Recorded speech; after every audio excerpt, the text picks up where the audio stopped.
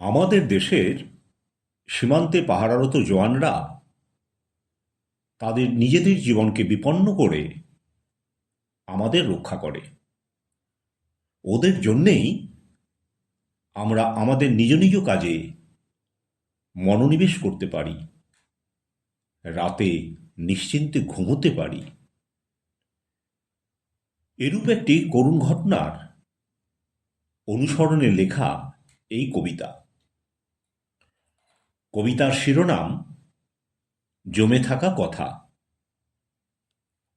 ভারত বাংলাদেশ সীমান্তে সুজয়ের বাড়ি। প্রতিদিন নিয়মমাফিক সীমান্তে টহল দেয় সীমান্তরক্ষী বাহিনী। তাদের কাজের প্রকৃতির ধরন ধারণ দেখে শুনে ছোট্ট সুজয়ের বড্ড ইচ্ছে সেও বড় হয়ে করবে দেশের সীমানা পাহারার চাকরি। পড়াশোনা শেষে একদিন রিক্রুটমেন্টের জন্য লাইন দিল সে। দীর্ঘাকৃতি সৌম্যচেহারার যুবকের চাকরি পেতে হল না কোনো অসুবিধে। যোগ দিল সীমান্তরক্ষী বাহিনীতে। এখন দেশের সীমান্ত রক্ষার একজন সক্রিয় কর্মী সে। প্রশিক্ষণ শেষে প্রথম পোস্টিং হয়েছে তার জম্মু কাশ্মীর সীমান্তে। চাকরি পাওয়ার 1 বছর পরে বাবা মা দিল তার বিয়ে এক সুন্দরী মেয়ে দীপ্তির সঙ্গে। 1 মাসের ছুটি পেয়ে বাড়ি এসেছিল বিয়েতে। ছুটি শেষে নির্দিষ্ট সময়ে পুনরায় যোগ দিল বাহিনীতে। বাড়ি থেকে যাবার সময় বলে গেল স্ত্রীকে 6 মাস পরে বাড়ি ফিরবে সে। বাড়ি আসতে ছুটি পেল না দুর্গাপুজোর সময়। এই নিয়ে দীপ্তির মনে নেই কোনরূপ সংশয়। কেননা তার স্বামী সীমানা পাহারা না দিলে দেশের লোক যে আনন্দ করতে পারবে না পুজোতে।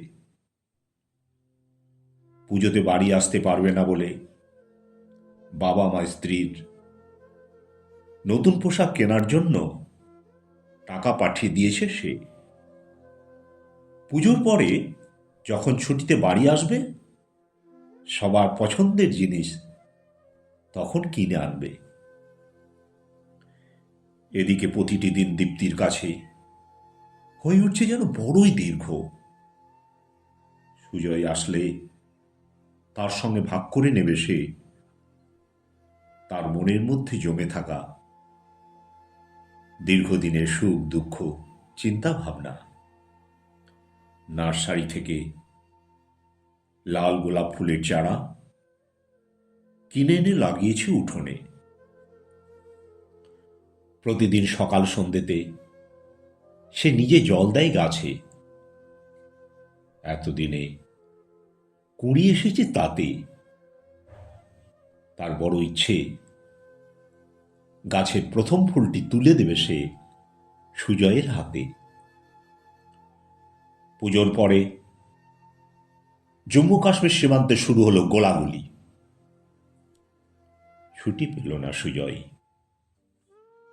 7 দিন পরে বাহিনীর ব্যাটালিয়ন হেডকোয়ার্টার্স থেকে সংবাদ এলো বাড়িতে। সীমান্তে টহল দেওয়ার সময় তুষার ঝড়ে সুজয় গিয়েছিল হারিয়ে। পরে খুঁজে পাওয়া গেছে তার মরদেহ। সে শহীদ হয়েছে। আজ বিশেষ বিমানে কলকাতায় পাঠানো হচ্ছে তার সেই মরদেহ। সংবাদ পেয়ে দীপ্তির দীর্ঘ অপেক্ষার অবসান ঘটল। আজ যেন গাছে গাছে পাখিদের নেই কোনো কোলাহল। নদীর জলের স্রোতধারার গতি যেন হয়ে গেছে স্তব্ধ,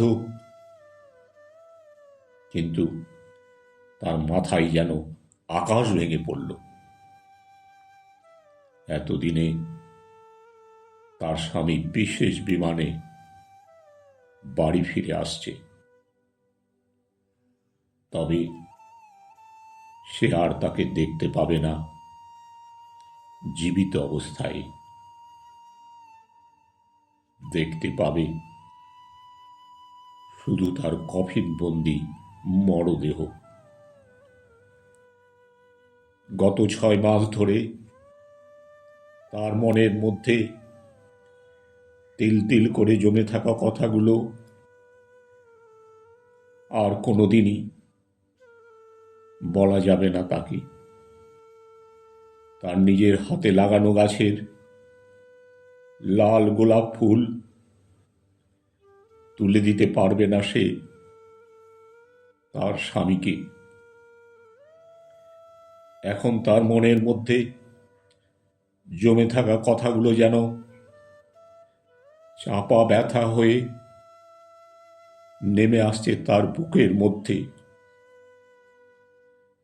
প্রতিটি মুহূর্তে কে যেন তার বুকের পাঁজরের হাড়গুলো চূর্ণ বিচ্ছিন্ন করে দিচ্ছে।